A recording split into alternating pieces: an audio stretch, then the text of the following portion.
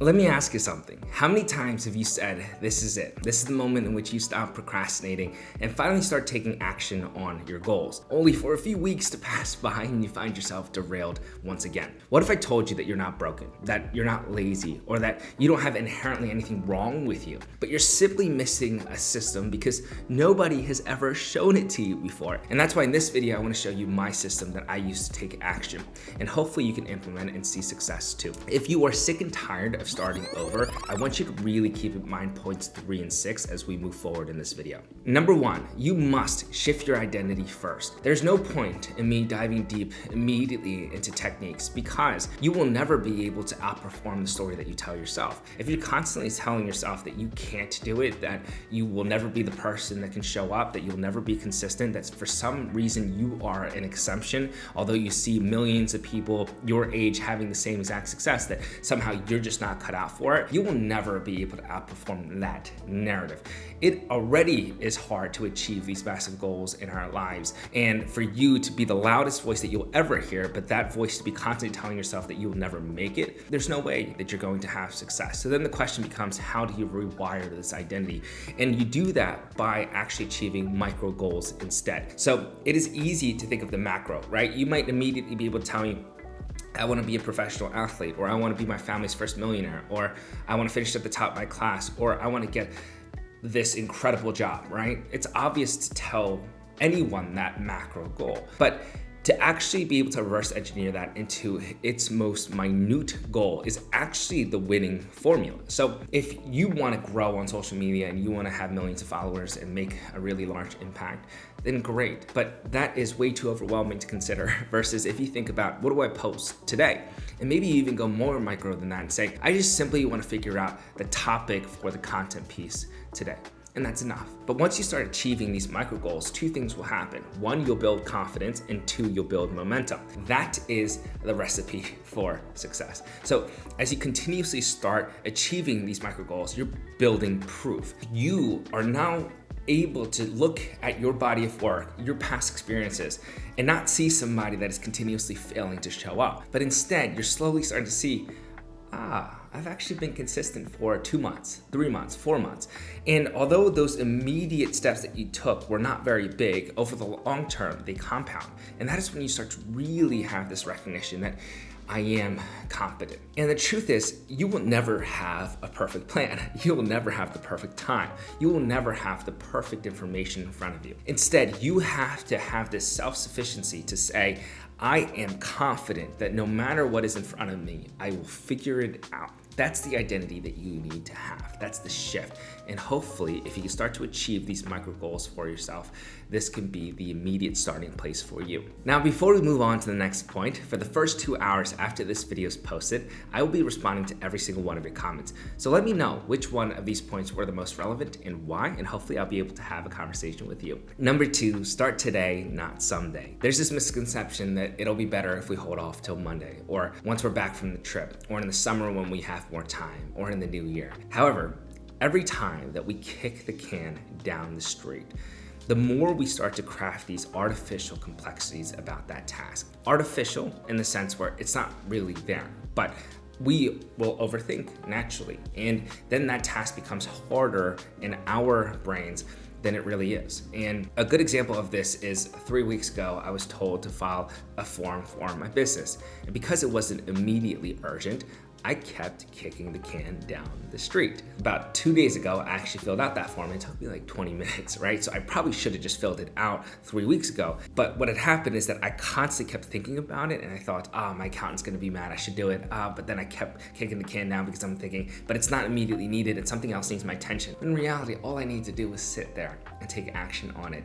And then my accountant could be able to pursue his next step too. So the idea that you have to, in your brain, get in the habit of starting. today. So whatever micro goal that you might have identified in part 1, I want you to literally, after this video, start taking action on it. I don't care if it's the middle of the night. I don't care if it's early morning. I don't care if this is during your lunch. I want you to get in the habit of taking action on that immediate goal. A really great way to do this is setting your environment up for success. And this is both your physical and digital environment. So let's say that you are trying to achieve a task and it requires you to be on your computer. If you have a ton of different tasks open that may distract you, then that is not setting yourself up for success. Instead, if you had just that tab open, ready for you, and then you could immediately open up your laptop, make progress on it, then great. If you are somebody that is looking to start running and you have your running shoes at the bottom of your closet and you're just adding more friction to getting that pair of shoes to then go out the door. It's already hard enough. You might as well have the running shoes right beside your bed or right in front of your door, ready for you. That is the type of environment that will be conducive to your success. And this happens literally in your car. This happens literally in your backpack. This happens literally at your desk. This literally happens every single environment that you're in. You should be making it conducive to your success. The reason why being clean or organized is so helpful is because the opposite may not be so immediate as a problem, right? You thinking, what's the point of me doing the dishes today or putting those dishes away? Of course, there's no immediate consequence for it, but your brain will naturally have that clutter, right? It'll subconsciously gnaw at you and it's taking up that mental real estate. The more you can start to say, let me just get it done right now, the type of person that you'll be able to develop in the long run, the type of successes that you'll start to have is incredibly different from somebody that will continuously say, let's do it tomorrow. Number 3, focus on what moves the needle, and your calendar should be a direct reflection of this. I often find myself bogged down by busy work, and in the immediate moment, I don't consider it to be busy work, right? I think it's meaningful, but it's simply because I don't have my priorities in check. And when I can take a step back and look at the bigger picture and think to myself, okay, you know, even if it takes me an additional 10 minutes to consider what is really going to move the needle, it's well worth it because then I can best prioritize the next day or the full week. And again, the calendar should be a direct reflection of this. So I prioritize a very, very clean calendar. I don't have too much in it. If I do have too much in it, then I'm starting to realize maybe I am getting bogged down by busy work, or maybe this is a time in which I can start delegating this work to other people because I need to focus on what's going to move the needle. As the founder of Creator College, I have to be thinking on the long-term strategy and I have to be involved in that. If I'm constantly bogged down by busy work, that is going to be problematic for the overall growth of the business. And in my calendar, I am always having deep work sessions that are predicated around what is really important and going to move the needle that day. So for example, today, this video is my morning block. I need to get this video out for the editor because the editor has a birthday Thursday, and happy birthday to the editor that's watching this right now. But that is going to require for me to block out a part of my calendar to reflect my level of priority for that particular task. And that is always going to be the case. You need to actually start to recognize everything is finite, and how you're going to maximize those limited resources is how you'll win this game that you're playing. And for us, what's universal is the finite resource of time. I want you to actually prioritize this. And if you are somebody that is making money or having your own business, I would really start to consider dividing up your hours and trying to figure out a dollar amount to it. And I know this sounds crazy, but I do my own dishes. I go and do my own cooking. I do all of those things, right? Only recently did my mentor say, why don't you just hire somebody to do those things for you? And I thought, what do you mean? I can do it myself. And I've been trained ever since I was younger, especially because we're deprived of money, to do it myself and try to save pennies that way. And as we were breaking it down, it's like, June, your hour's worth a lot of money. And it's much better for you to actually just bring someone about and have them do it with you. You'll pay them very well.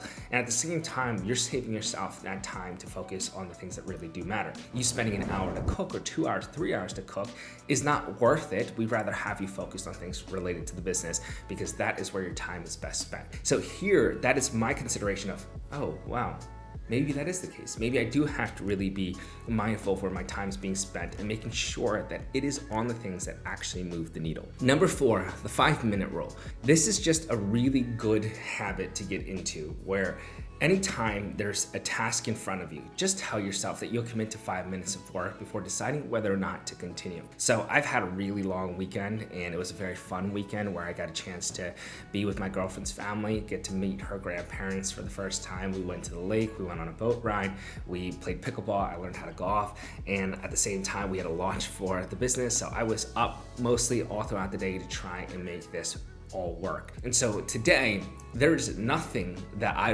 really care to do, and I am very mentally exhausted from the trip and just really the time differences, etc. But today, when I had this YouTube video in mind, all I was telling myself is just get the script out. Just read it over once. Just try to figure out exactly how you're going to do these initial hooks. And when I was doing that and I got into the flow of it, I was thinking, okay, this is not as bad as I once thought it was going to be. And after the first 5 minutes, you find myself here an hour and a half later, now about to finish up this video. So when there's these big tasks that feel incredibly overwhelming, I simply get into the mind of, let me just commit to 5 minutes of work before deciding whether or not to continue. So when, let's say, someone on my team sends me a really big message, and in my brain that's incredibly overwhelming, I'm thinking, let me just spend 5 minutes to try and respond back to it. And if I feel good about it, then great, I'll continue. If I don't, I'll just leave it be and I'll return back to it here in the future. But by the time that I do that a second or third time, and I do 5 minutes into it, either the task is already completed because now I've just compiled 15 minutes of work for that particular task, or by the third time, I feel pretty comfortable in actually persisting past the 5 minutes, and I'll be able to get that work done. Just commit to the first 5. Break down everything that you're doing that feels so macro in your brain, right? Because if you want to start making money, instead of trying to think about how do I make my first $10,000, it's like, how do I make $50 today, right? How do I get myself to think of that? And then it's like, cool, well, let me first try to identify a skill.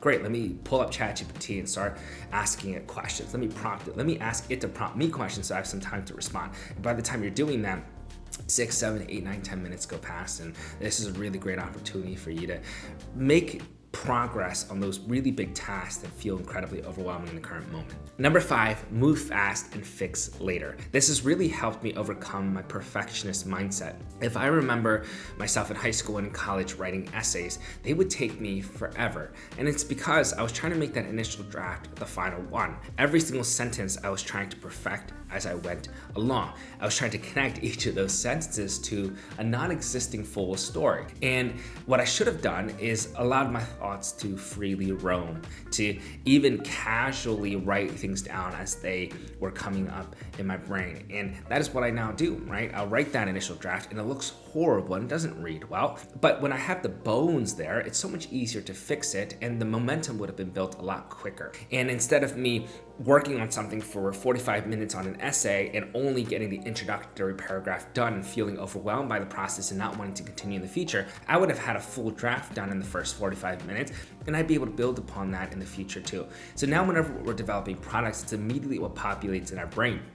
We just want to get the bones of a minimal viable product done in that moment. We want to take action in that moment. We will literally pull up a Miro board or a Google Doc and just start writing. Because once we have the bones for it, then we can go ahead and delegate and people can fix the details, or we can go back and based on me and my co-founder's expertise, then we can go in, dive deep into the fixes that we want to make, then come back and present it again once more. But that is the process. It's the thought of trying to take imperfect action, knowing that that is how you build momentum. And it's so much easier to fix it later than it is to try and make something perfect in the initial get-go. That is where people really never get any business off the ground, right? Or if they were to never take action on any one of their bigger goals in life, and they're the type of people to say, I remember when I wanted to do that, or every single year they're like, I want to do this, I want to start a business, and they never do it. It's because of this. Every single time they're about to launch, they want to make this incredibly perfect, but it doesn't have to be, and it shouldn't be. But you can always continuously iterate in the future. And that is a completely different mindset from a perfectionist perfectionist one that will actually allow yourself to make progress. Number 6, track progress without burning out. And I can give you a very specific example first, and then I will go ahead and make it more of an overarching message that you can start to integrate for yourself. But I think this example will help you understand. If you've ever created content before, it is so easy for you to look at every single post, every single one of those metrics, and overwhelm yourself and actually prevent yourself from posting a second video. That is not what I want for you. Instead, what I do is find the weekly averages, right? Instead, sometimes I won't even look for another 2 weeks, and then I'll look at them holistically. It's the same idea of when you go ahead and you're weighing yourself because you're trying to lose weight.